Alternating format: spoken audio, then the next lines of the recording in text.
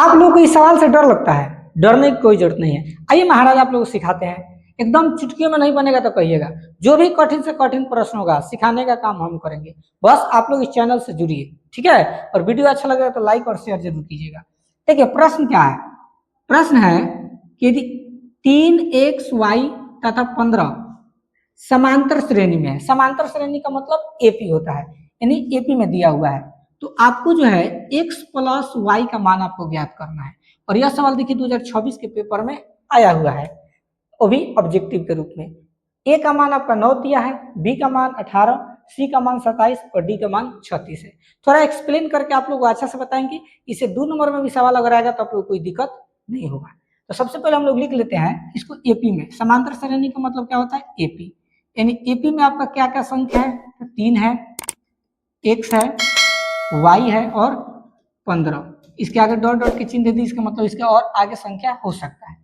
तो देखो एपी का जो पहला संख्या होता है इसको A1 बोलते हैं, इसको A2 बोलते हैं, इसको A3 बोलते हैं, इसको A4 बोलते हैं, ठीक है। तो बारी बारी से हम लोग लिखने का प्रयास करते हैं। तो यहाँ पर A1 का वैल्यू कितना है, आपका 3 है, तो A1 या A का मान 3 हो गया, इसको समीकरण A के नाम दे दीजिए। A2 का वैल्यू आपका कितना है, x है। अब A2 को हम लोग तोड़ने का काम करते हैं। तो देखो A2 को जब तोड़ेंगे तो पहले एक A लिख दीजिएगा प्लस, इसमें जहां पर यहाँ पर जो भी संख्या होगी उसे कम करना है, एक को कम करना है, तो 2 में से कम करेंगे 1 बचेगा, और जो भी कम कीजिएगा वो हमेशा आपको D से गुना करना है। तो 1 में D से गुना करेंगे तो D होगा, यानी A2 की जगह हम लिख सकते हैं A प्लस D बराबर x है तो x, ठीक है। इसको समीकरण हम 2 का नाम देंगे, राइट। चलिए इसके आगे हम लोग देखते हैं। अब यहाँ पर y का मान, तो y का मान आपका A3 है, तो A3 का मान कितना है y, तो y लिख दीजिए। अब A3 को भी हम लोग तोड़ने का काम करते हैं, तो एक A लिख देंगे पहले प्लस 3 में से वो कम करेंगे तो कितना बचेगा 2, 2 में किससे गुना करना है D से, तो 2 में D से गुना होगा तो 2D बराबर के चिन्ह, अब y है तो y, इसको समीकरण 3 के नाम दे दीजिए, ठीक है। अब यहाँ पर देखिए 15 दिया है, A4 का मान है, तो लिख दीजिए A4 बराबर के चिन्ह कितना 15। अब A4 को तोड़ने का काम कीजिए, तो A4 को लिख सकते हैं A प्लस 4 में से कम करेंगे 3, 3 में D से गुना करेंगे 3D बराबर में 15, यानी A प्लस 3D बराबर 15। इसको समीकरण आप 4 का नाम रख दीजिए, ठीक है। अब ध्यान से समझना, सब बात अब इसी पर निर्भर है।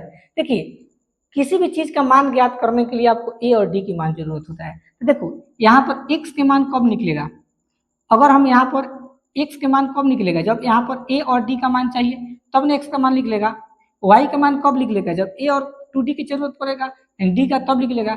लेकिन अगर आप इसमें देखेंगे समीकरण 4 में, तो अगर a का मान रख देंगे तो यहाँ d के मान आसानी से निकल जा रहा है, और जब d का मान निकल जाएगा तो हम आसानी से a का मान निकाल सकते हैं, ठीक है। तो समीकरण 4 में a के मान रखेंगे, ठीक है। देखिए कैसे, तो लिखेंगे समीकरण 4 में, समीकरण 4 में a का मान रखने पर तो समीकरण 4 आपका क्या है, देखिए a प्लस 3d बराबर 15, तो लिख दीजिए a प्लस 3d बराबर में 15। अब देखो a का मान देखिए A1 और a आपका वही होता है, A1 और a का मान कितना दिया है 3 दिया है, तो इसकी जगह पर लिख देंगे 3 प्लस 3d बराबर में 15। अभी 3 प्लस में तो जाएगा तो कौन सी बदलेगा माइनस में, तो जाएगा 3d बराबर 15 और माइनस में 3। अब 3d है तो 3d बराबर 15 में से 3 घट जाएगा तो कितना बचेगा 12, 12 लिख दीजिए। अभी 3 गुना में हो जाएगा तो भाग में बदलेगा, तो d बराबर हो जाएगा 12 बटा में 3, ठीक है। काट दीजिए, 3 चौका 12, यानी d का मान आपका कितना आ गया 4 आ गया। अब जब d का मान 4 आ गया तो अब आपको पता है यहाँ पर देखिए समीकरण 1 में जब समीकरण 2 में जब रखिएगा a का मान और d का मान तो आपका x का मान निकल जाएगा, और समीकरण 4 में अगर a और 2d का मान रखिएगा तो आसानी से आपका y का मान निकल जाएगा। तो बारी बारी से हम दोनों को सॉल्व करते हैं, ठीक है। देखिए अब यहाँ पर क्या होगा, तो d का मान निकल गया, तो a का मान अब रखेंगे फिर d का मान रखेंगे, तो समीकरण 2 को सॉल्व कीजिएगा तो आपका कौन सी का मान आएगा x का मान आएगा ना। तो लिखेंगे समीकरण 2 से, देखिए तो समीकरण 2 में आपका क्या दिया है a plus D, A plus D बराबर में एक्स, बोलिए यही ना है। अब देखो यहाँ पर ए का मान कितना है 3, तो लिख देंगे 3 प्लस डी, तो देखिए डी का मान कितना लाया 4, तो लिख देंगे 4 बराबर में एक्स, तो 3 में 4 जोड़ देंगे 7 बराबर में एक्स, यानी यहाँ पर जो है आपका एक्स का मान कितना आ गया 7 आ गया।